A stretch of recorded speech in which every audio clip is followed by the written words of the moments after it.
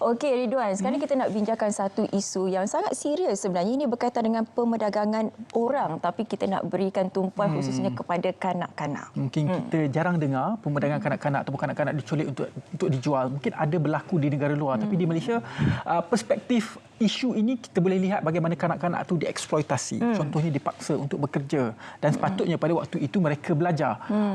Dan bagaimanakah sentimen masyarakat terhadap perkara ini? Contohnya, macam saya kata tadi, ibu bapa meminta tolong anaknya untuk menolong bekerja di ladang sawit ke, di ladang ke.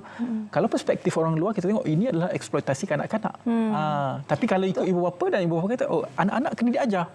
So, bagaimana kita nak melihat situasi ini dan juga sentimen masyarakat terhadap hal ini? Dan kita hari ini bersama dengan pakar, iaitu Kanteshwari Rajagopal, yang merupakan Ketua Penolong Pengarah Jabatan Pembangunan Kanak-Kanak, Jabatan Kebajikan Masyarakat. Selamat pagi Puan. Selamat pagi. Tadi saya explain sikit, betul lah situasi kita jarang dengar kan, tapi eksploitasi itu kita ada, Syafiqah. Betul. Tapi itulah mungkin kita perlu tahu terlebih dahulu apa yang dimaksudkan dengan pemerdagangan orang, sebab lain orang lain dia punya maksud istilah tersebut. Jadi yang pertama sekali kita kena faham apa maksud perdagangan orang tu, dan juga kita kena faham kenapa sebenarnya kanak-kanak ini selalunya menjadi golongan ataupun mangsa yang paling rentan sekali. Okay, terima kasih Syafiqah. Merujuk kepada Akta Anti Pemerdagangan Orang dan juga Anti Penyeludupan Migran 2007, pemerdagangan orang ni memberi maksud mengangkut ataupun memindahkan atau mengambil seseorang itu bagi tujuan eksploitasi. So dari segi itu, kanak-kanak ni satu golongan yang rentan, yang mana mudah ditipu dan juga mudah dipengaruhi oleh orang yang tidak bertanggungjawab. Biasanya kanak-kanak ni dibawa untuk menjadi mangsa sebagai buruh paksaan ataupun dari segi eksploitasi seksual dan juga paksa untuk kahwin dan pelbagai eksploitasi yang lain yang ada lah. So that's why kanak-kanak ni mudah dipengaruhi oleh orang-orang di luar. Apa tanggungjawab JKM, Jabatan Kebajikan Masyarakat, dalam isu ini, terutamanya apabila kita melihat isu-isu di Malaysia? Tadi kalau ikut definisi pemerdagangan orang tu, menggunakan manusia itu untuk tujuan keuntungan, bisnes dan sebagainya. So macam isu saya cakap tadilah, akan ada kanak-kanak dipaksa untuk bekerja dan sebagainya. Tanggungjawab JKM boleh di mana dalam konteks di Malaysia ini? Okey, seperti yang saya maklum dalam akta itu, akta menyebut Kementerian Pembangunan Wanita perlu menyediakan tempat perlindungan kepada kanak-kanak. So untuk itu JKM menyediakan ataupun JKM memberi perkhidmatan dari segi keselamatan bagi kanak-kanak, menjaga kebajikan mereka dan juga memulihkan kanak-kanak yang menjadi mangsa dalam anti pemerdagangan orang. Dalam ini peranan JKM adalah untuk menyediakan tempat perlindungan yang kondusif kepada kanak-kanak.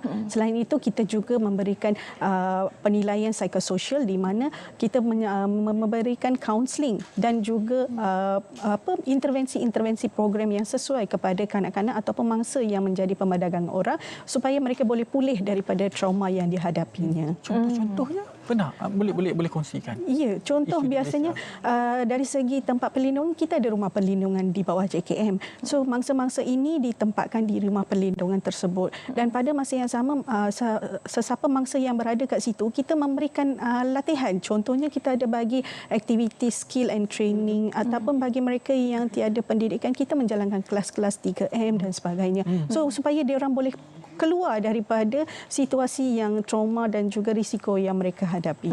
Kalau seperti JKM menerima laporan berkaitan dengan pemerdagangan ataupun eksploitasi kanak-kanak, apa tindakan pertama yang dilakukan oleh pihak JKM sendiri? Okey, sebaik JKM menerima ataupun dirujuk kepada mangsa pemerdagangan ini, biasanya pegawai pelindung kita akan menjalankan penilaian psikososial di mana mereka akan membuat satu sesi temu ramah atau temu bual dengan mangsa tersebut. Sebab kita kena tahu apa yang terjadi sebenarnya dan di manakah kanak-kanak atau mangsa itu diperlakukan dan apakah risiko dan juga trauma yang dihadapinya. So untuk itu kita perlukan satu sesi temu bual dan mengetahui latar belakang mangsa tersebut. Selepas itu satu laporan akan dikeluarkan oleh pegawai pelindung bagi mengatur apakah intervensi yang sesuai untuk mangsa tersebut. Adakah mangsa itu perlu dirujuk kepada kaunseling ataupun mangsa itu perlu dirujuk kepada penjagaan kesihatan yang lain dan sebagainya. So that's why kita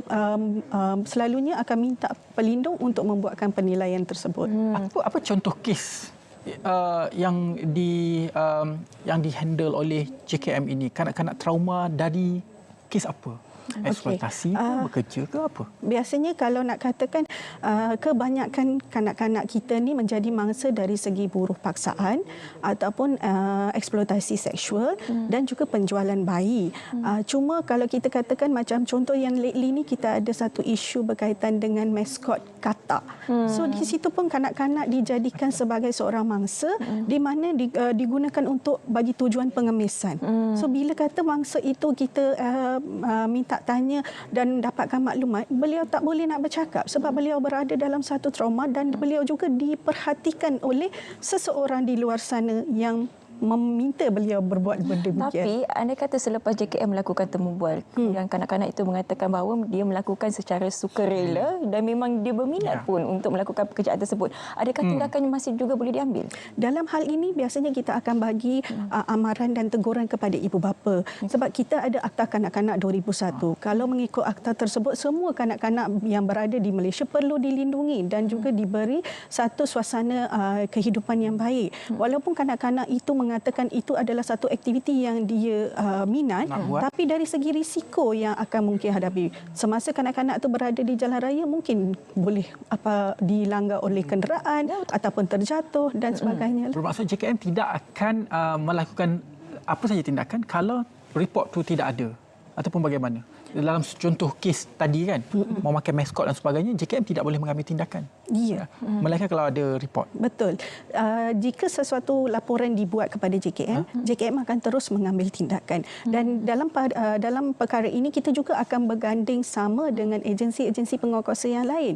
Contoh kita ada PDRM, kita ada Jabatan Immigration, kita ada juga Kementerian Kesihatan dari segi urusan kesihatan dan sebagainya. So untuk itu bila kita terima satu aduan, kita akan kontak dengan PDRM dan juga bersama-sama pergi menyelamatkan kanak-kanak tersebut dan akan mengambil tindakan mengikut Akta Kanak-kanak 2001. Tadi menyentuh mengenai tempat perlindungan tu, adakah ianya hanya tertakluk kepada warga negara Malaysia ataupun bagaimana? Adakah kanak-kanak daripada warga asing juga dilindungi di bawah akta ini? Okey, di bawah Akta Anti Pemerdagangan ini dia merangkumi semua orang. Semua orang maksudnya bukan warga negara pun sekalilah.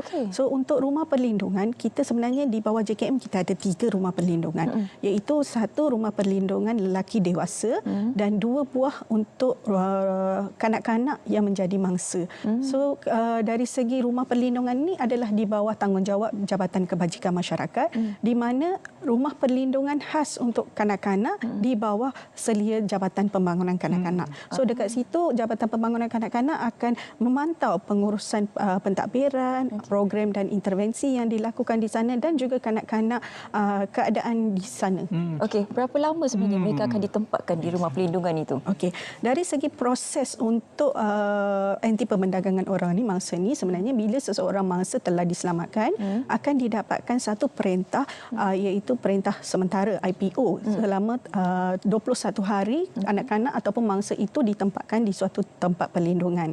Setelah 21 hari maka satu laporan dah ada daripada pihak pelindung, maka mangsa itu akan dibawa kepada mahkamah untuk dapatkan satu perintah yang lain di mana sekiranya orang itu adalah mangsa, maka satu perintah penjagaan akan diberikan dan ditempatkan di rumah perlindungan.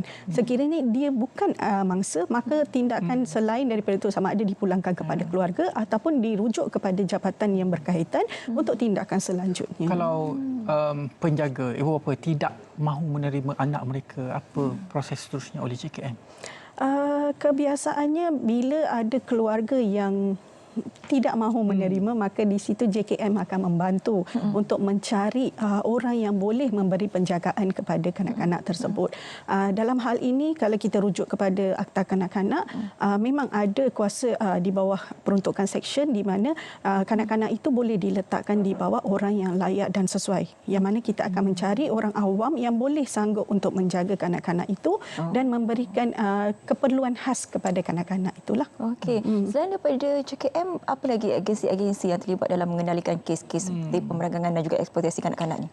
Biasanya untuk yang aktiviti pemerdagangan orang ni akan dilaksanakan bersama dengan PDRM, Jambatan Immigration, Kementerian Pembangunan Wanita sekali dan juga Kementerian Kesihatan, dan kita juga ada pertubuhan-pertubuhan kerajaan dan juga swasta yang berganding sama dalam menyelesaikan kes-kes yang anti pemerdagangan orang. Jadi kalau dalam pusat pemulihan tersebut, pusat penjagaan, maafkan saya, selain daripada bantuan kaunseling, apa lagi yang mereka akan lalui, program-program intervensi yang bagaimana bentuknya? Okey.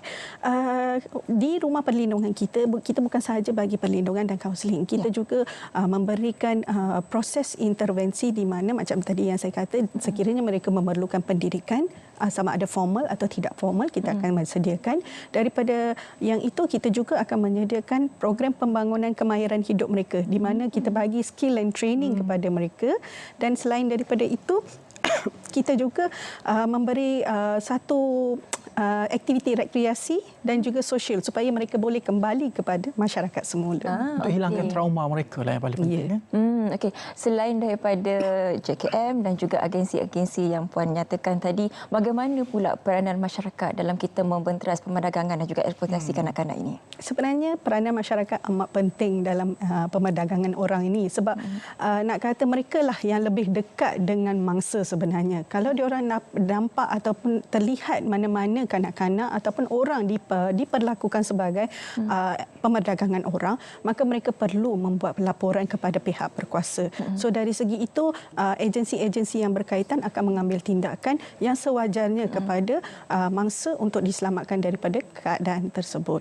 Dan di sini juga saya mohon kalau boleh, sebab sekarang ni kan kita banyak menggunakan gadget. Bila nampak sesuatu kes saja, orang suka mengambil gambar, video dan juga masukkan dalam TikTok dan sebagainya. So untuk itu kita rasa patutnya masyarakat melindungi mereka, tidaklah menyebarkan maklumat-maklumat mereka kepada dalam media sosial, dan ini akan membuatkan mangsa itu menjadi lagi trauma kalau dia sendiri yang nak. Di kesempatan ini, kalau boleh untuk menyeru masyarakat yang sedang menonton sekarang ni, apa masyarakat boleh lakukan untuk membantu pusat perlindungan yang ada sekarang? Contoh ada projek-projek khas bersama dengan pusat perlindungan, CSR ke, apa yang diperlukan oleh pusat perlindungan? Dari segi rumah perlindungan, kami mengalukan untuk badan-badan korporat untuk membantu dari segi keperluan kepada mangsa tersebut. Biasanya bila kita nak menempatkan semula mangsa ini dalam komuniti, kita perlukan sokongan komuniti. Maksudnya daripada badan-badan korporat yang boleh menaja ataupun memberi bantuan kepada mereka untuk mereka melangsung hidup. Contohnya mungkin boleh berikan dari segi pekerjaan ataupun barang-barang keperluan harian mereka ataupun lain-lain bantuan yang bersesuaian dengan mangsa. So dekat situ kami memang mengalukan badan-badan korporat untuk bekerjasama dengan agensi kerajaan as like macam CSR program untuk membantu mangsa sebenarnya. Untuk kita mengambil yang lanjut dari segi pecahan umur, ada beberapa minit lagi ni. Pecahan umur, golongan umur mana yang paling banyak berada di pusat perlindungan sekarang? Kalau kini kita banyak daripada umur 10 tahun sehingga 15 tahun. Waktu kanak-kanak sedang membesar. Yang sebenarnya mereka tidak tahu pun dia tu dijadi sebagai mangsa. So dia ikut kepada orang maklum buat sebegini pengemisan dan sebagainya, so dia pun ikut. Sometimes dia sendiri pun tidak tahu apa yang dia buat sebenarnya. Okey. Puan, kepada masyarakat di luar sana kalau ingin membuat laporan, bagaimanakah mediumnya dan juga boleh kongsikan di manakah mungkin lokasi-lokasi untuk rumah perlindungan? Silakan. Untuk lokasi eksploitasi dari segi rumah perlindungan yang kita ada di bawah JKM. Kita ada rumah perlindungan lelaki yang dewasa dekat Melaka dan juga untuk rumah perlindungan lelaki bagi kanak-kanak, lelaki kanak-kanak ada di Bukit Senyum Johor dan juga untuk yang perempuan di Rembau Negeri Sembilan. Bagi untuk yang melaporkan dari segi pengeksploitasian kanak-kanak ataupun anti perdagangan orang, boleh buat dalam aduan 15999 ataupun kepada pihak berkuasa yang ada seperti PDRM, Immigration dan sebagainya. Ya.